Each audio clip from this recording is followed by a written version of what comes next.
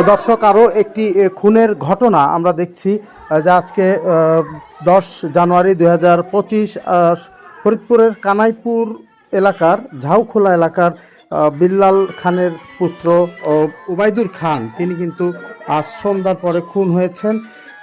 পরিবারের লোকজন যেটি বলছেন যে ফরিদপুরের এই কানাইপুরের একটি তেলের পাম্পে 3:30টার দিকে তেল নিতে আসে মোটরসাইকেলে এই ওবায়দুর খান। তেল নেয়ার পরে তিনি যখন মোটরসাইকেল স্টার্ট দিতে যাচ্ছিলেন, ঠিক তখন 10-12 জনের একটি দল তারা কিন্তু এসে তাকে ধাওয়া করে।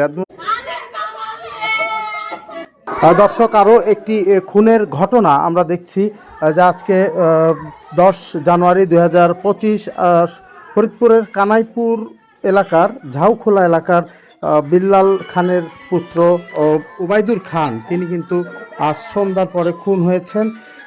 পরিবারের লোকজন যেটি বলছেন যে ফরিদপুরের এই কানাইপুরের একটি তেলের পাম্পে 3:30টার দিকে তেল নিতে আসে মোটরসাইকেলে এই ওবায়দুর খান।